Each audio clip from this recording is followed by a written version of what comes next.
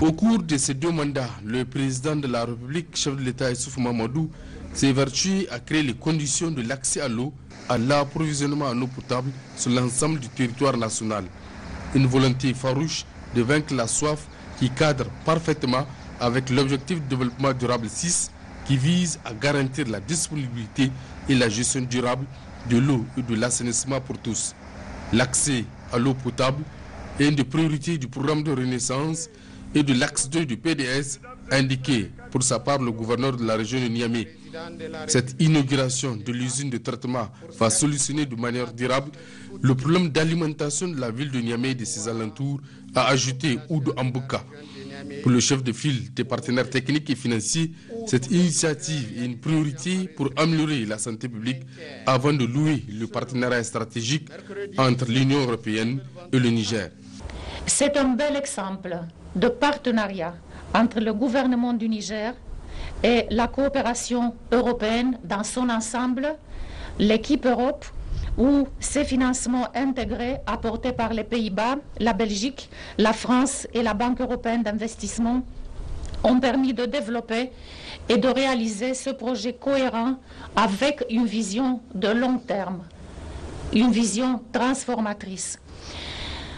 Bien sûr, il y va de soi d'évoquer l'importance de l'accès à l'eau pour le développement économique et le fait que ce projet contribuera pour le Niger à l'atteinte de l'objectif de développement durable, notamment de l'objectif 8, qui traite de la promotion d'une croissance économique soutenue, inclusive et durable, du plein emploi productif et d'un travail décent pour tous. Excellences, Monsieur le Président, Mesdames et Messieurs, 1 an après le début de l'urgence sanitaire du Covid-19, la pandémie, elle est toujours là. Une des leçons apprises est que le lavage des mains est la défense de première ligne la plus élémentaire contre la propagation du virus. Les systèmes d'eau et d'assainissement dans les zones insuffisamment desservies vont gagner certainement avec la mise en œuvre de ce projet dont l'accès sera étendu et amélioré. Le ministre de l'Hydraulique et de l'Assainissement par intérim s'est également réjoui du partenariat fructueux instauré avec l'Union européenne.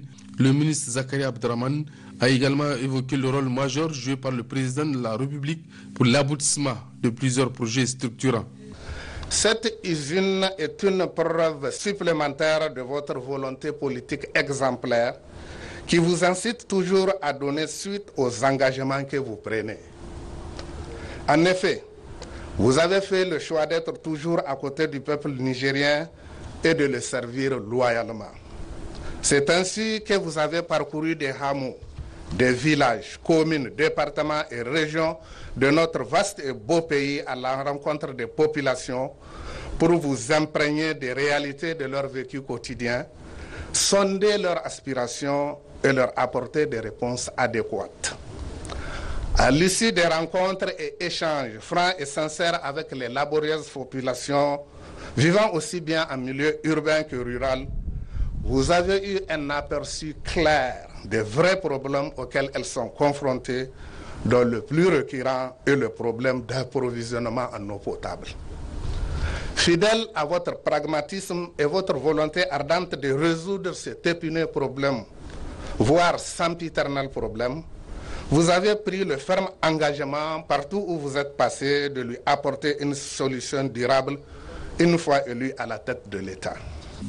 Actualité oblige, le ministre de l'Hydraulique et de l'Assainissement, en même temps porte-parole du gouvernement, a tenu à rappeler le prestigieux prix Mo Ibrahim décerné au président Issoufou Mamadou, mais aussi l'insigne honneur fait à sa personne en baptisant une grande avenue à son nom à Abuja, au Nigeria. Le président de la République, Issoufou Mamadou, devait par la suite procéder en présence des partenaires techniques et financiers et des responsables de la SPEN à la coupure du ruban. Le chef de l'État a par ailleurs reçu d'amples explications sur la 4e filière de traitement d'eau, les étapes de récupération et de traitement d'eau du fleuve, les salles de contrôle, d'analyse et de base de stockage. Pour un montant total de 48 milliards 820 millions de francs CFA, ces installations vont améliorer la desserte en eau potable à environ 200 000 personnes supplémentaires, composante essentielle du projet, la réalisation des branchements sociaux et de bornes fontaines dans la ville de Niamey. Le président de la République, chef de l'État, Issoufou Mahamadou, a procédé ce matin à cette inauguration de l'usine de traitement d'eau potable de 40 000 m3 par jour, Goudel 4. L'extension de l'usine existante de Goudel 4 vise à pallier le déficit d'accès à l'eau potable à Niamey et de ses environs. Au terme de la cérémonie, le président de la République s'est confié à la presse. Le président Issoufou Mahamadou a indiqué que ce projet entend améliorer l'approvisionnement et la sécurité du secteur de l'eau et de l'assainissement dans la région de Niamey. Le président Issoufou Mahamadou. Effectivement, quand vous allez dans les villages du Niger, la première revendication des populations, ce n'est pas l'école, ce n'est pas la santé, mais c'est l'eau. Donc c'est pour cela que le programme de Renaissance a fait de l'accès à l'eau un de ses axes. Et je me réjouis aujourd'hui de procéder à l'inauguration de cette usine de traitement des eaux pour renforcer le système d'alimentation en eau de la ville de Niamey. Vous vous rappelez que c'était il y a 3 ans que les travaux ont été lancés. Ces travaux qui sont financés par nos partenaires, la France, les Pays-Bas, la Banque européenne d'investissement, ainsi que la Belgique, que je remercie pour leur effort à nos côtés en vue de promouvoir le développement économique et social de notre pays. Nous avons beaucoup investi pendant ces 10 dernières années dans le secteur de l'eau, que ce soit en matière d'hydraulique urbaine ou en matière d'hydraulique villageoise. Les investissements d'ailleurs que nous avons faits dans le cadre du programme de Renaissance ont concerné tous les secteurs. Et nous avons pu réaliser un taux d'investissement moyen annuel sur les 10 ans de près de 40%, ce qui est exceptionnel, ce qui est rare, parce que le minimum qu'on demande, c'est un taux d'investissement de 24%. Nous avons réalisé 40% de taux d'investissement, ce qui a permis de soutenir la croissance que le Niger a enregistré ces 10 dernières années, un taux de croissance proche de 6%, ce qui a permis de faire de l'économie nigérienne une des économies les plus dynamiques du monde. Ce n'est pas moi qui le dis, c'est la Banque mondiale qui le dit. Et d'ailleurs récemment, la Banque mondiale a publié un rapport sur le Niger et je constate avec beaucoup de satisfaction que le Niger n'est plus le pays le plus pauvre du monde. Nous devançons beaucoup de pays compte tenu des efforts que nous avons soutenus de croissance ces 10 dernières années. Et j'espère que ces efforts de croissance vont se poursuivre les années à venir, vont se poursuivre, vont s'amplifier. Donc le Niger est sur la bonne voie. Je me réjouis en tout cas d'avoir placé le pays sur la voie du progrès économique et social. Cela dit, depuis la proclamation des résultats provisoires du deuxième tour de l'élection présidentielle, le président élu Bazoum Mohamed continue de recevoir des messages de félicitations des personnalités à travers le monde.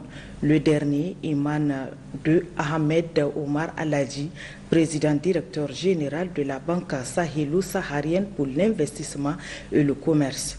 Excellence, Monsieur le Président de la République, le peuple nigérien vient de vous confier la haute et noble charge de conduire les destinées du pays suite aux élections présidentielles qui viennent de se passer. Cette grande confiance du vaillant peuple nigérien est le couronnement du parcours exemplaire qui a jalonné votre brillante carrière.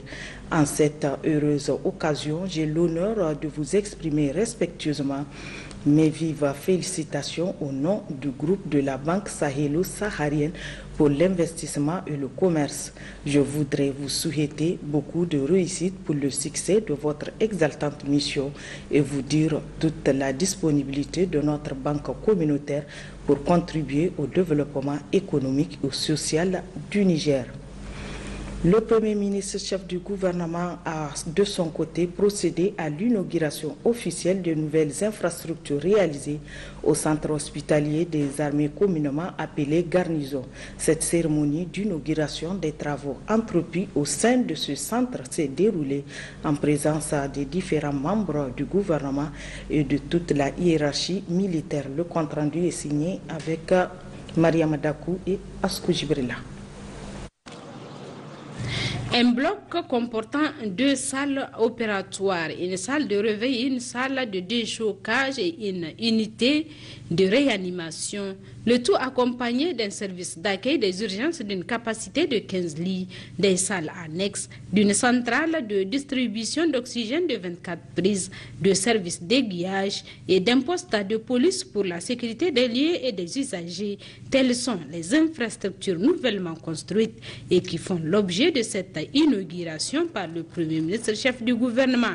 Réalisés à hauteur de 133 millions de francs CFA, ces travaux qui viennent après les réalisations de 2015 sont en effet entrepris pour permettre à l'infirmerie de Garnison, aujourd'hui centre hospitalier des armées, de bien mener sa mission qui est celle de prise en charge sanitaire des militaires et leurs familles ainsi que les populations civiles environnantes.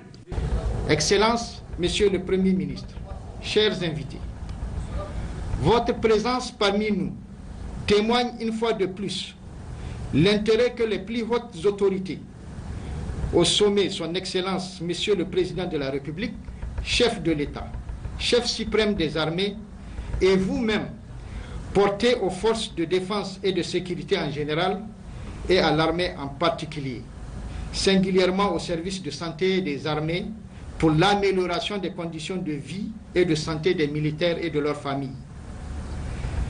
Grâce à votre volonté et grâce à l'implication de Monsieur le ministre de la Défense nationale, le centre hospitalier des armées vient d'être doté de nouvelles infrastructures, améliorant ainsi son plateau technique.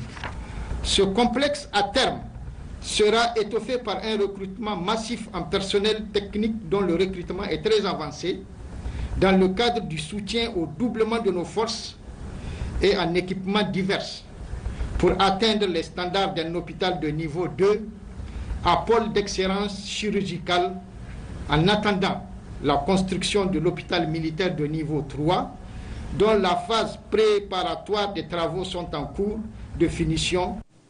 Le ministre de la Défense nationale s'est fortement réjoui de ces acquisitions qui viennent renforcer les capacités de prise en charge du centre. Excellence, Monsieur le Premier ministre, les infrastructures que nous inaugurons aujourd'hui ont été entièrement financées sur fonds propres. Elles permettront non seulement de prendre en charge rapidement et efficacement nos blessés de guerre, évacués des différents théâtres d'opération, mais aussi les urgences hospitalières de routine au profit des militaires, familles et civils des quartiers et villages environnants.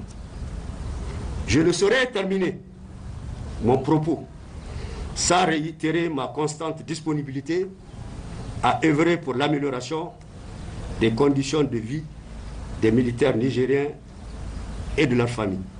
Pour le Premier ministre chef du gouvernement, la satisfaction est d'autant plus grande qu'il n'a pas pu s'empêcher de féliciter tous ceux qui ont contribué à la matérialisation de ce projet.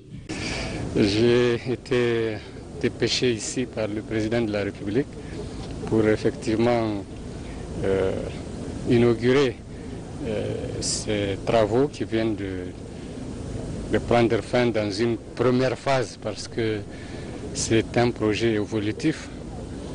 Ce centre qui était autrefois ce que tous les Nigériens pratiquement connaissent, à savoir l'infirmerie de Garnison, en train de se transformer en véritable centre hospitalier. Et c'est vraiment une initiative à saluer. Je salue les promoteurs de cette initiative, à savoir le ministère de la Défense et tous les cadres des forces armées qui ont travaillé d'arrache-pied dans ce cadre de ce projet.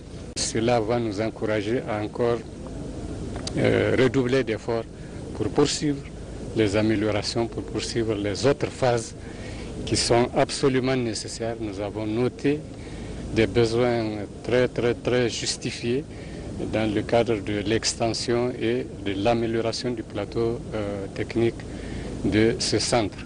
Déjà, nous avons noté des progrès très importants qui ont été faits, notamment au niveau du laboratoire, au niveau des postes opératoires. Tout ceci montre que des progrès énormes ont été faits, mais le personnel est déterminé à aller de l'avant. Et c'est ça qui est encourageant, parce que nous avons besoin d'un système de santé robuste, aussi bien sur le plan civil qu'au niveau des armées.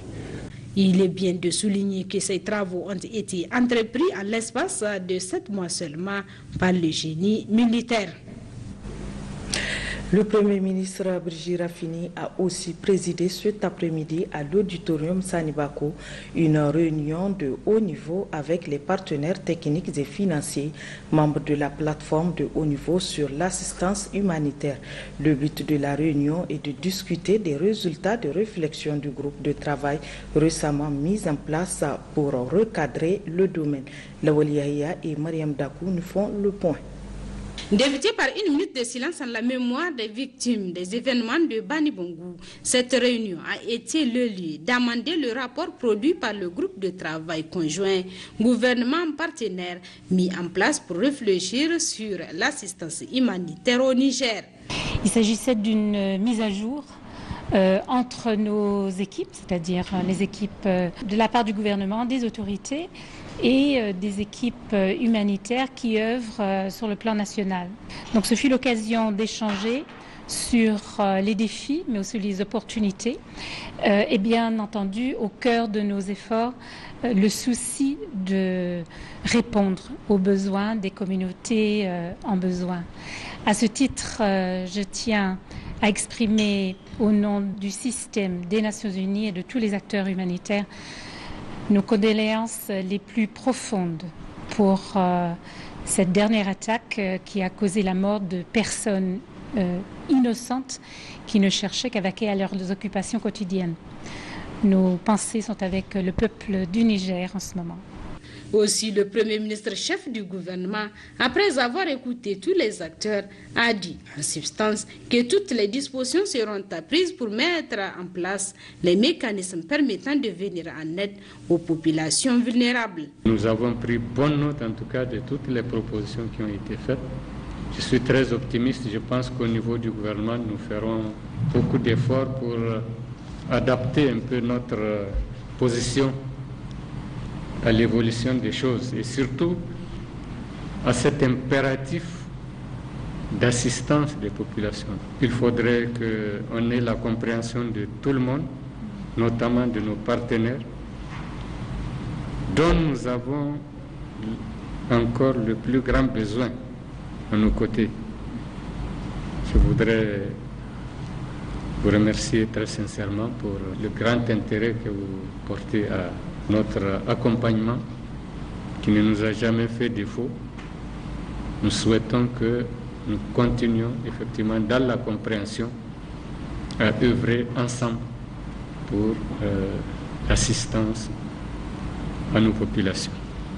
Enfin, Brigitte Raffini a promis de soumettre les conclusions de la réunion à qui de droit pour un examen plus approprié. Suite au Conseil national de sécurité tenu hier sous la présidence du président de la République, conseil qui s'est penché sur la situation née des attaques lundi dernier dans le nord de Tillabéri, le gouvernement a dépêché à Chinaboder une délégation conduite par le ministre de l'Intérieur, de la Sécurité publique et de la décentralisation des affaires coutumières et religieuses, Al-Kash Al-Hada, sur place pour s'enquérir de la situation. Nous y reviendrons au cours de nos prochaines éditions.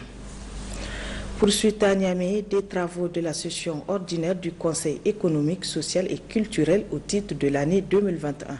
Ce matin, la plénière a suivi une communication du ministère en charge de l'environnement consacrée à l'économie verte. Reportage Issouf Samaïla et Aliou Ibrahim.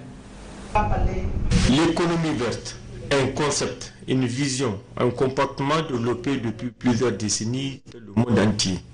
Une attitude individuelle et collective visant à assurer aux générations futures un développement durable.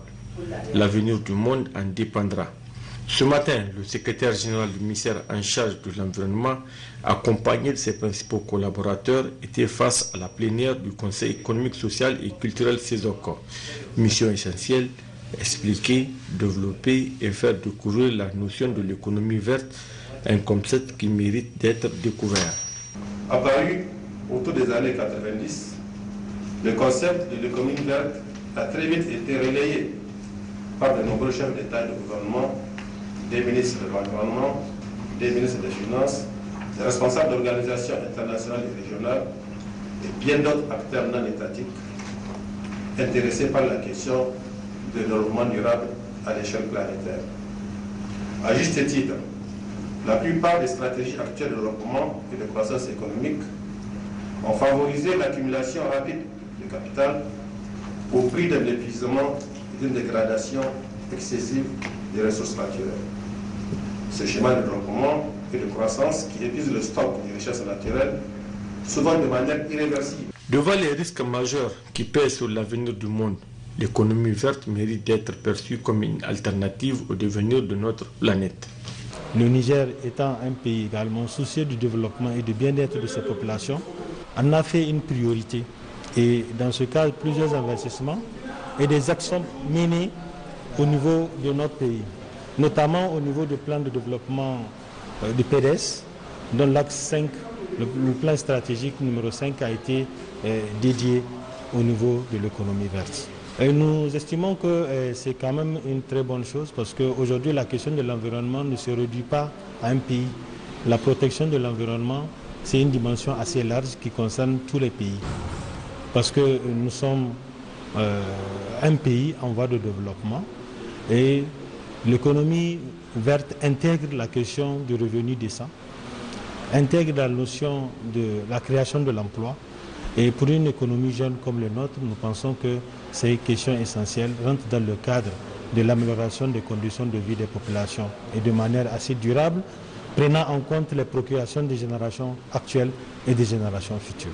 Basée sur le principe de responsabilité, l'économie verte a suscité un fructueux échange entre les experts du ministère de l'Environnement et les conseillers du CESOC.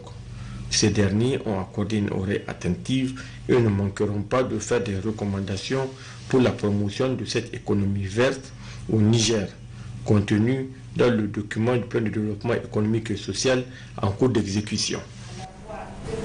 Autre aspect de ce journal, les Nations Unies viennent d'octroyer $1 million au Niger pour assurer l'éducation des enfants issus des zones touchées par les conflits. C'est à la faveur du consortium Éducation sans délai pour 6 000 écoliers de régions de Tillabéri et Tawa. Nadia Maman pour le point.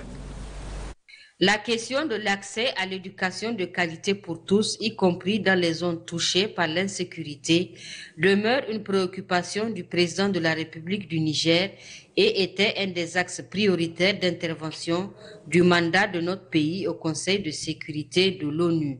Ainsi, c'est le mardi 9 mars 2021 que le Fonds mondial éducation sans délai a favorablement répondu à la déclaration présidentielle initiée le 10 septembre 2020 par le Niger portant sur la protection des enfants dans les zones de conflit armé en assurant leur éducation. 6 000 écoliers de Tillabéri et Tawa bénéficieront de cette aide de $1 million. Elle porte également sur le renforcement des mesures de prévention contre la COVID-19 et la construction de nouvelles salles de classe. Cette aide-là va être délivrée à travers le HCR, en plus de 33 millions de dollars qui ont déjà été attribués il y a de cela quelques mois aux pays de la région du Sahel central, qui comprennent le Niger, le Burkina Faso et le Mali. Comme vous le savez, les attaques qui ont lieu dans la région du Sahel, notamment ce qu'on appelle la région du Liptako-Gourma, qui est devenu aujourd'hui le foyer de cette lutte, de cette guerre que mènent à nos différents pays les hordes de terroristes. Donc ces différentes attaques ont entraîné la fermeture d'un peu plus de 3000 écoles. Cela a été répertorié pour la seule période, la seule année de 2020. L'autre conséquence, c'est que ces attaques ont privé 650 000 écoliers de poursuivre leur éducation et a entraîné le fait que 65 000 enseignants ne sont plus en mesure aujourd'hui dans cette région de pratiquer leur art d'enseigner, leur art d'éduquer. Et comme vous le savez également, lorsqu'on prive un pays, lorsqu'on prive la jeunesse d'un pays de l'éducation, c'est qu'on empêche également à ce pays de jeter les bases durables de son développement. Je souhaiterais, à travers votre objectif, remercier très sincèrement ECW pour ce geste et puis souhaiter qu'à travers les institutions de mise en œuvre de ces différentes aides, les élèves qui sont concernés par cette situation difficile de déplacement à cause des violences et dans un contexte du Covid-19, que ces victimes de ces déplacements-là pourront être prises en charge de façon adéquate pour permettre à l'éducation qui n'aurait jamais dû être interrompue de pouvoir se poursuivre. Cette subvention, qui couvrira une période de 12 mois, sera mise en œuvre par le HCR en partenariat avec le gouvernement du Niger. Éducation sans délai est le premier fonds mondial pour l'éducation au sein de l'UNICEF lancé par des acteurs humanitaires et des donateurs publics et privés afin de répondre aux besoins urgents en matière d'éducation de 75 millions d'enfants et de jeunes se trouvant dans des situations de conflit ou de crise dans le monde. Enfin, dans son adresse, l'ambassadeur Abari a transmis les condoléances des Nations Unies au peuple nigérien et à ses dirigeants suite à l'attaque terroriste dont a été victime notre pays le 14 mars dernier. Le ministre de l'Agriculture et de l'Élevage a procédé cet après-midi à l'ouverture de la réunion de validation du rapport de mise en œuvre 2017-2021 du pôle sectoriel de coordination transformation du monde rural. C'était en présence de tous les acteurs concernés. Précision, Souleymane Wali et Ramat Salou. Il sera question au cours de cette rencontre de présenter et de valider le bilan de mise en œuvre de 2017 à 2020 du pôle de coordination sectorielle transformation du monde rural. Ce pôle, qui comprend 13 sous-programmes du PDS, fait partie des pôles les plus importants, a indiqué le haut-commissaire à l'initiative 3N. Nous avons donc, pour ce qui concerne l'axe stratégique, accroissement, accélération de la croissance économique. Donc nous avons 3 programmes de cet axe. Le programme développement du secteur privé, avec 2 sous-programmes. Le sous-programme développement des infrastructures économiques et le sous-programme promotion de l'entrepreneuriat des jeunes. Comme deuxième programme de cet axe 3, accélération de la croissance économique, c'est le programme sécurité alimentaire et développement agricole durable. Et ce programme, il participe au pôle TMR avec 7 programmes.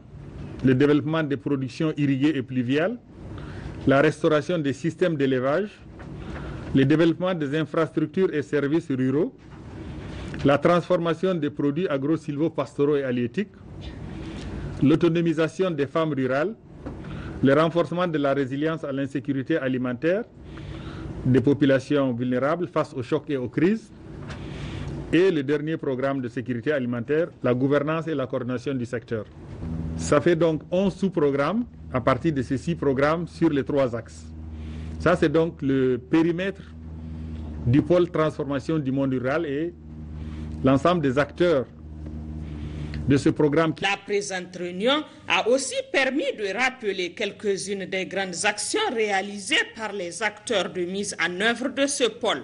Il s'agit d'actions innovantes et porteuses qui sont des priorités relatives de l'initiative 3N, dont entre autres la mobilisation des eaux, la maison du paysan, la nutrition, le développement des filières de chaînes de valeur agricole, d'élevage et aquacole et la protection de l'environnement. Je vous invite donc à être attentif à la présentation du rapport de mise en œuvre 2017-2021 du pôle sectoriel de coordination et transformation du monde rural, qui vous sera faite tout de suite et d'apporter vos observations, amendements et contributions sur les rapports provisoires pour qu'à la fin de cette réunion, nous puissions disposer du rapport final validé notre pôle. Au regard de la qualité des personnes ici présentes, je ne doute aucun instant de la qualité du rapport auquel nous parviendrons. Pour rappel, le plan d'action prioritaire par pôle de coordination sectorielle élaboré par le ministère du Plan a subdivisé les différents sous-programmes du PEDS 2017-2021 en 7 pôles de coordination sectorielle retenus dans le dispositif institutionnel de mise en œuvre.